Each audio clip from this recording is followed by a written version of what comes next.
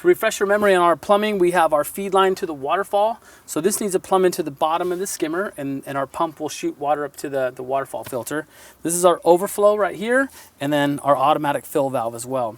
So if you'll remember, I threaded in that 90-degree elbow in the back of the bulkhead to feed for the waterfall. But I think a 45 is going to be a better option now that it's in place and we got everything lined out. So the next step is for us to make this change and dig this out and get it plumbed in. I'll talk you through it as I go. So here's the fitting we're going to replace. I want to have like a more of a sweeping angle like this coming out. So I'm going to go ahead and pop this guy out.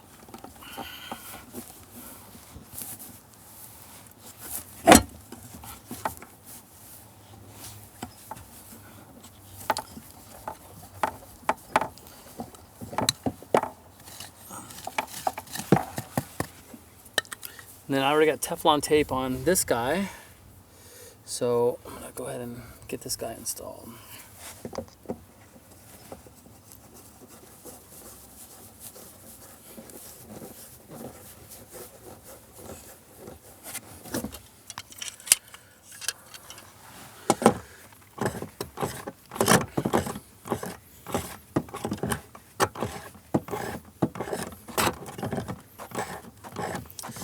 A lot of times I see guys try and bury these threads down, but you really don't need to go that tight.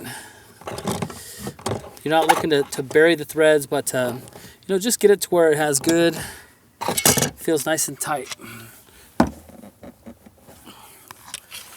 So that's that.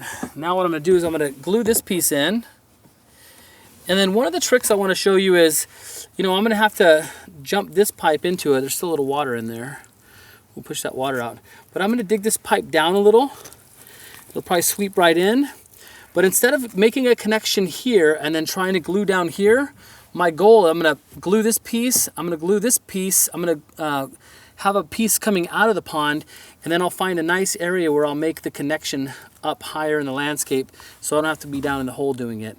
And then I can make sure I get a real good connection.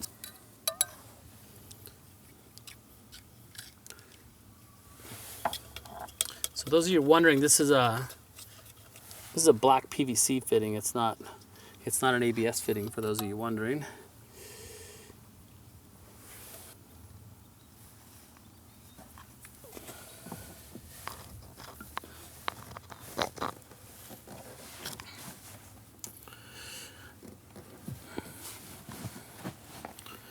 Okay, so I got that held in. Now this is just an extra piece of pipe, and we are going to glue this in, as I stated, and lift it out of the hole and find an easy way to make a good connection.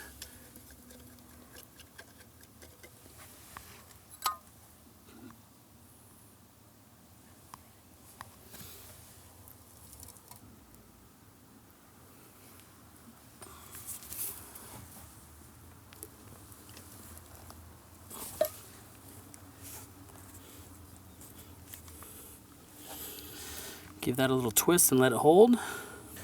Now I got to do a little digging to get these pipes to connect to where I want them. See, now I can make this easy connection. I'm going to have to do a little digging, and I can make an easy connection right there.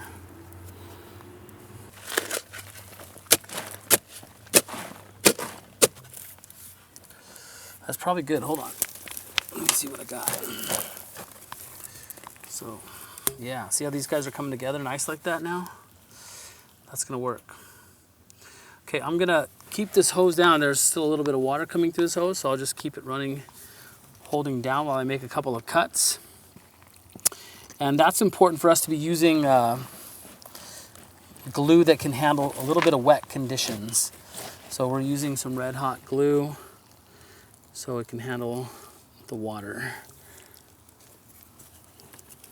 So this pipe here is old. This is, like I said, it's about 16 years old. And so this is the one that's a little more challenging. It's not as pliable. So I'll have a little bit of flexibility up here. And I want a little bit of flexibility, so I'm going to make a cut up higher. So once I make this cut, then I can use the flexible pipe with the flexibility and and pull it back and push it in. So I'm going to make a cut somewhere up here. If you're using an electric cutter like this, it's good to get a little twist on it. See that little twist? That'll keep from crushing it. Now, see how much flexibility I have here? I don't have much flexibility with this old pipe. So I'm going to come in like this. That's a nice angle here. I'll make the cut here. Tyler, keep this pushed down and keep the water coming out of it.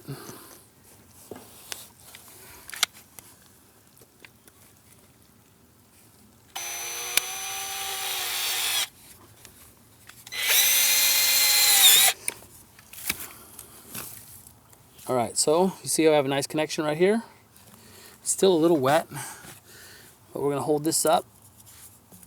Hold that up there, Tyler.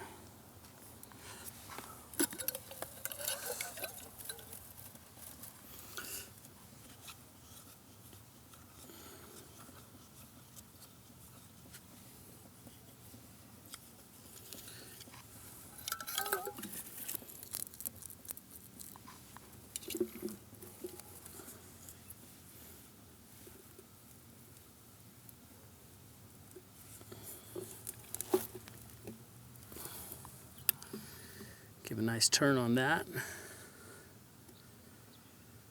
Okay.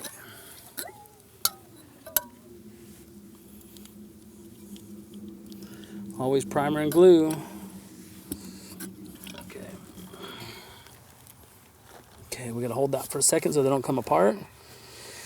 So that's a nice little trick so you don't have to try and do this little connection down in the hole, especially if you're using some old pipe like this. But I'm not worried about it at all.